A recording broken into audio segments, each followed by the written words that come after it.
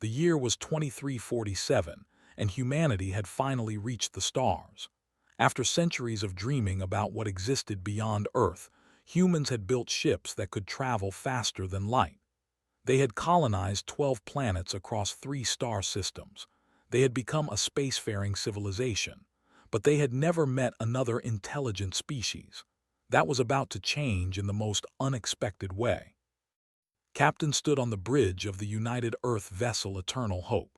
She was a tall woman with sharp eyes and gray streaks in her dark hair. 20 years in the space fleet had taught her to stay calm in any situation, but nothing had prepared her for what appeared on her that morning. A massive ship hung in space before them. It was shaped like a golden pyramid, covered in strange symbols that glowed with blue light. The ship was at least 10 times larger than the Eternal Hope. Felt her heart beat faster, but she kept her voice steady when she spoke. "All stations report," she ordered. "Unknown vessel is not responding to standard communication frequencies," said Lieutenant from the communication station. "But I am detecting some kind of transmission. It seems like they want to talk." Nodded slowly. This was the moment humanity had waited for since the first human looked up at the night sky and wondered if they were alone. She straightened her uniform and took a deep breath. "Open a channel," she said. The flickered and then saw her first alien.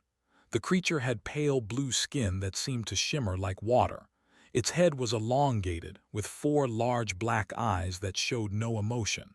It had no mouth that could see, but somehow it spoke.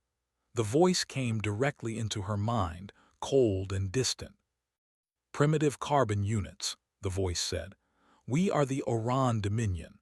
You have entered space that belongs to the Galactic Council. Identify yourselves and explain why you should not be destroyed for this violation." Felt a flash of anger at being called primitive, but she pushed it down. This was first contact. She had to be diplomatic. "I am captain of the United Earth vessel Eternal Hope. We come in peace, seeking friendship and cooperation with other civilizations. We did not know this space was claimed. We apologize for any misunderstanding." The alien made a sound that might have been laughter. "Peace, friendship. You humans are barely out of your caves. You have only had faster than light travel for what, 50 of your years. The Oran have ruled the stars for 50,000 years. You are insects compared to us. Less than insects." His hands tightened into fists, but she forced herself to remain calm. "We may be young among the stars, but we learn quickly. We would be honored to establish diplomatic relations with your Dominion and the Galactic Council." "Honored?" The alien's 4 eyes blinked in sequence. "You do not understand, primitive creature. We do not have diplomatic relations with species like yours. You are too weak, too stupid, too insignificant. Your entire civilization exists only because we have not bothered to notice you until now." On the bridge, could feel the tension rising among her crew. She heard Lieutenant muttering angry words under his breath. She saw Commander gripping his console so hard his knuckles turned white, but she held up her hand for silence. "Perhaps we could prove our worth," said carefully. "Give us a chance to show what humanity can offer." The alien seemed to consider this for a long moment. Then it made that laughing sound again. "Very well, primitive creature. The Galactic Council will meet in 30 of your days on the planet Prime. You may send a delegation, but I warn you, do not expect to be treated as equals. You are not equals. You are curiosities at best, pests at worst. The Council will decide your fate." The transmission ended. The golden pyramid ship turned slowly and then vanished in a flash of light. Stood in silence for a moment, processing what had just happened. "Captain," Commander said quietly, "they insulted us. They called us insects. They threatened to destroy us." Turned to face her crew. She saw the anger in their eyes, the wounded pride. These were good people who had worked their entire lives to reach the stars, and now they had been told they were nothing. "They did insult us," agreed. "They dismissed everything humanity has achieved, but we will not respond with anger. We will respond with action. Send a message to Earth. Tell them everything. Humanity needs to prepare for the most important diplomatic mission in our history." 30 days later, the human delegation arrived at Prime. The planet was beautiful in a cold, perfect way. Everything was made of crystal and metal, arranged in precise geometric patterns. Millions of aliens from dozens of species filled the Great Council Hall, a structure so large it could have held an entire Earth city. Ambassador James Washington led the human delegation. He was an old man now, but his mind was still sharp. He had negotiated peace treaties between nations, ended civil wars, and brought enemies together as friends. But he had never faced anything like this. The council hall fell silent as the humans entered, could feel thousands of alien eyes watching them. Some looked curious, many looked amused, a few looked disgusted, but none looked respectful. The Oran representative stood at the center of the great chamber. "The primitive species known as humans has requested to address the council," it announced. "The council has decided to allow this entertainment. Let the humans speak." There was laughter from many parts of the hall. Ambassador Washington walked to the speaking platform with dignity. He showed no reaction to the mockery around him. "Honored members of the Galactic Council," he began, "we come before you today not to beg for acceptance, but to offer partnership. Humanity may be young, but we bring unique gifts to the galactic community." "What gifts could primitives offer?" shouted a representative from a species did not recognize. "Your technology is laughable. Your history is nothing but violence and stupidity. You cannot even stop fighting among yourselves." More laughter filled the hall. Ambassador Washington waited patiently for silence. "It is true that our history includes violence," he said, "but it also includes something else. It includes the ability to rise from our darkest moments. It includes the determination to never give up. It includes love, compassion, art, music, and the endless drive to become better than we were yesterday." "Meaningless sentimentality," the Oran representative said coldly. "The Council has no use for emotions. We deal in power, resources, and strategic advantage. What power do humans have? What resources? What advantage could you possibly provide?" Ambassador Washington smiled slightly. "Let me tell you a story. 400 years ago, a human named freed his nation from a great empire without ever firing a weapon. He showed that the spirit can triumph over force. 200 years ago, humans landed on their moon using technology less powerful than a modern child's toy. They did it because they refused to accept the impossible. 50 years ago, humanity united as one people for the first time in our history. We ended poverty, disease, and war on our world. We did these things because we refused to accept limits." "Words," the Oran said dismissively, "empty words." "Then let me speak of something more concrete," Washington continued.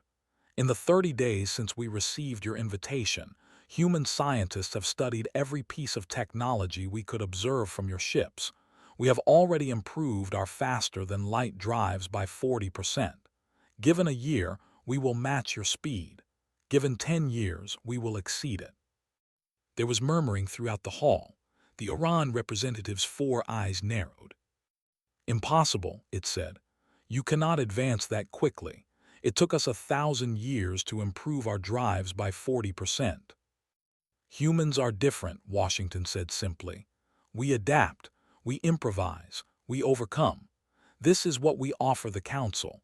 Not just resources or territory, but creativity, determination, and the endless human drive to push beyond every boundary." The Oran made a sharp gesture and the hall fell silent. "Enough of this performance. The Council has heard your words. Now we will speak the truth. Humanity will not be accepted as a member of the Galactic Council. You are too primitive, too emotional, too unpredictable. You are dangerous in your ignorance." Washington remained calm. "And if we refuse to accept this decision?" Laughter erupted throughout the hall. The Oran spoke with cold amusement. "Refuse. You have no choice. The Dominion alone has 1,000 warships. The Council has 10,000 more. Your entire fleet would not last an hour against us. Your species exists only because we permit it." Ambassador Washington nodded slowly. Then he turned to face the entire council. When he spoke, his voice was quiet but somehow carried to every corner of the vast hall. "I have heard your insults. I have heard your threats. I have heard your dismissal of everything humanity represents. And I want you to remember this moment. Remember how you treated us today, because humanity does not forget. We do not break, and we do not stop." He gestured to, who stepped forward with a small device in her hand. "This is a recording of everything that has happened here today," Washington said. "Every insult, every dismissal, every threat. This recording will be broadcast to every human being across all our worlds. 10 billion people will hear how the Galactic Council views them. And I promise you this, in 100 years humanity will return to this council, but we will not come seeking acceptance. We will come demanding respect, and on that day you will give it to us." The Oran representative rose to its full height. "Are you threatening the Galactic Council, Primitive?" Washington shook his head. "No, I am making a promise. Humanity will not fight you today. We cannot win such a fight, but we will grow stronger every day. We will advance faster than you believe possible. We will unite with a purpose you have given us today. You have insulted human pride and honor. You will never be forgiven, and you will never forget the price of that mistake." The human delegation turned and walked out of the council hall. Behind them, there was shocked silence. No species had ever spoken to the council this way. No primitive race had ever dared to make such promises. The recording was broadcast to Earth that same day. 10 billion humans watched the aliens call them insects, primitives, pests. They watched their ambassador stand with dignity against overwhelming arrogance. And something awakened in the human spirit. Something ancient and powerful: pride, determination, the refusal to accept defeat. Resources poured into scientific research. Brilliant minds that had been working separately now collaborated on a single goal: making humanity strong enough to never be dismissed again. Children grew up watching that recording, burning with the desire to prove the aliens wrong. Exactly 100 years later, a fleet of 1 million human warships arrived at Prime. Their technology was now centuries ahead of the Galactic Council. Ambassador Washington's great-granddaughter led the delegation. "We have returned," she said simply, "and we remember everything." The Oran had been right about one thing. Humans never forgot an insult to their pride and honor. What they had been wrong about was believing that made humanity weak. It was the greatest source of human strength. The diplomatic mission had failed long ago. What came next would reshape the galaxy forever.